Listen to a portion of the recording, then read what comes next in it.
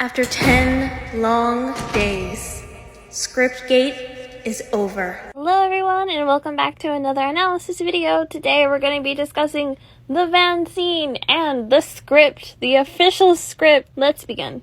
We start off with a pizza reference and you'll notice that it's pointing out Jonathan's point of view. And then we go into the good stuff. How far is Nina from Vegas? From Vegas? As long as Susie's coordinates are right, about another 90 miles. Why? Well, once we save her, Elle, we should stop on the way back. Elle could make us, super rich and we'd never have to work. We could just play D&D and Nintendo for the rest of our lives. Yeah, totally. It's established here in the script that the mood is intended to be somber. And I want to point out, in reading scripts, oftentimes the lines here will not be exactly what you hear in the show. This is because the actors improv, they change lines on the spot, sometimes they just don't work, so that's why they would change. So this is why the Y is missing in this part right here. I want you to take notice of the body language here. Because once again, we are not shown Mike's point of view, so the only way we can read this is the body language. We're gonna make it, Mike. She's gonna be okay. Yeah, I know. I know she is. But what if after all this is over, she doesn't need me anymore? Of course she'll still need you. She'll always need you, Mike.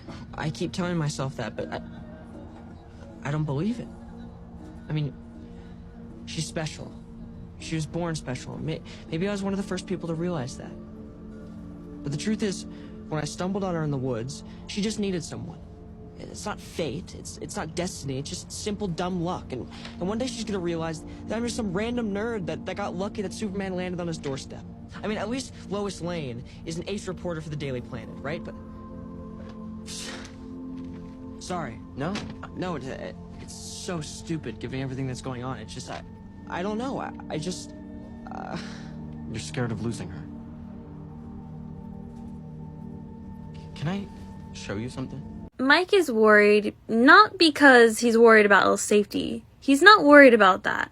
He's worried and insecure in their relationship because Elle doesn't see him the way she used to. The truth is, I just stumbled on her in the woods when she needed someone. That is so important. One, it shows that Mike is extremely self-aware of what really happened that day, which further proves he was lying in his monologue. And two, and one day she's going to realize that. She's going to realize that deep down. And then he goes on to list his insecurities. She's already beginning to understand she doesn't need me. I saw it. I saw it in her eyes that last time we talked. This has been an ongoing problem for Mike that I don't think is going to get solved. 11, listen to me, okay? 11, will you please look at me? Everything's gonna be fine. I am going to fix this, okay? Just stay calm, and everything's gonna be fine. But here's the problem. She doesn't need him, and she realizes that.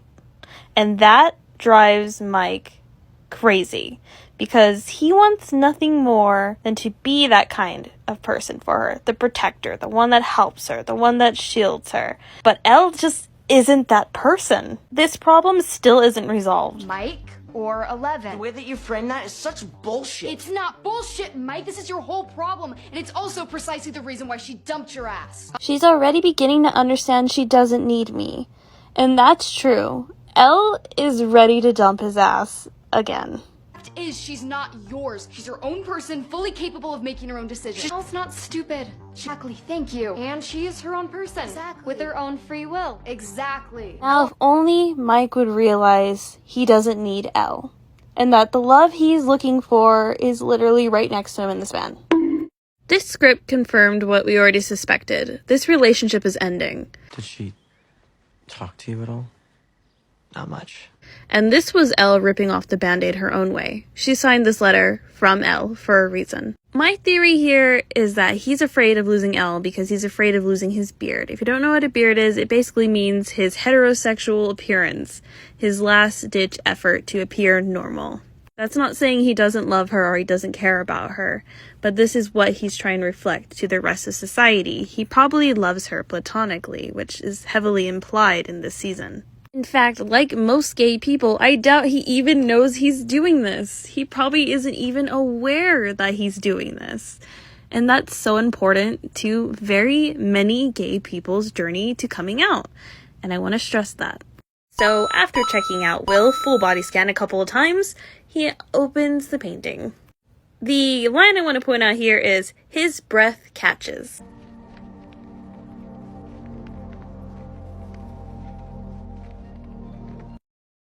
Breath catching in romance means that moment when you stop breathing because you're so overwhelmed with emotion. And it's usually romantic emotion. It's amazing. Did you paint this? Yeah. I mean, Elle asked me to. She commissioned it, basically. I mean, she told me what to draw. And Mike's expression falls as soon as Elle is mentioned. Anyway, my point is, see how you're leading us here? You're guiding the whole party, inspiring us. That's what you do. And see your coat of arms here? It's a heart. And I know it's sort of on the nose, but that's what holds this whole party together. Heart. Because, I mean, without heart, we'd all fall apart. Even Elle, especially Elle. These past few months, she's been... While not written in the script, this is another breath-hitching moment. And once again, when Elle is brought up, Mike looks away, disappointed. I know you are, Mike. So lost without you. It's just she's so different from other people, and when you're different, sometimes you feel like a mistake.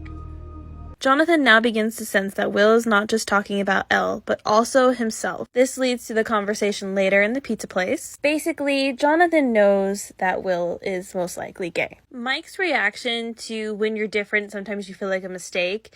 Although blurry and obscure to us, you can kind of make out what he is doing. He's pursing his lips as if he can relate to what Will is saying. And we know that Will is talking about different as in gay. I have a suspicion that Mike might be relating for the same reason that Will is relating to. When you're different, sometimes you feel like a mistake. But you make her feel like she's not a mistake at all. Like she's better for being different. And that gives her the courage to fight on. If she was mean to you or she seemed like she was pushing you away, it's probably just because she's scared of losing you, just like you're scared of losing her. And if she was going to lose you, I think she'd rather just get it over with quick, like ripping off a band-aid. So yeah, Elle needs you, Mike, and she always will. I want to point out Mike's expression every time Elle is mentioned. They're very similar expressions. Disappointment, confusion, hard to read. Because losing you, it just hurts. It hurts too much. This line was taken out because it makes it too obvious that this is Will's feelings for Mike.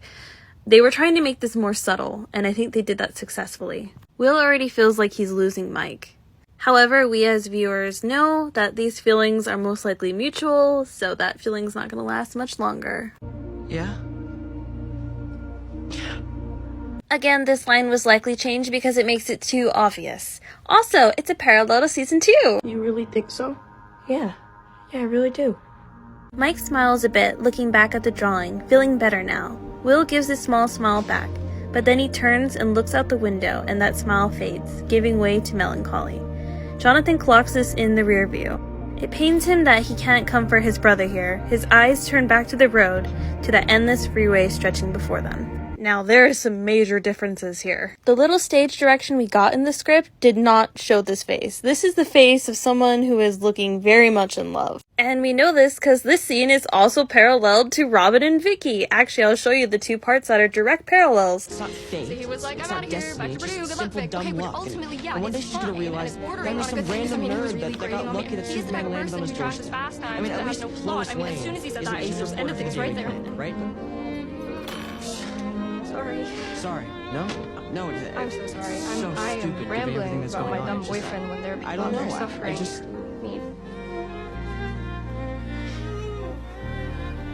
One major difference. We're dealing with unreliable narrator Will Byers, and he sees this as losing all hope. In reality, his feelings are requited. He just doesn't see it. And that is the Van script analysis. I hope you guys enjoyed it, and I'll see you in the next video. Bye bye, everyone.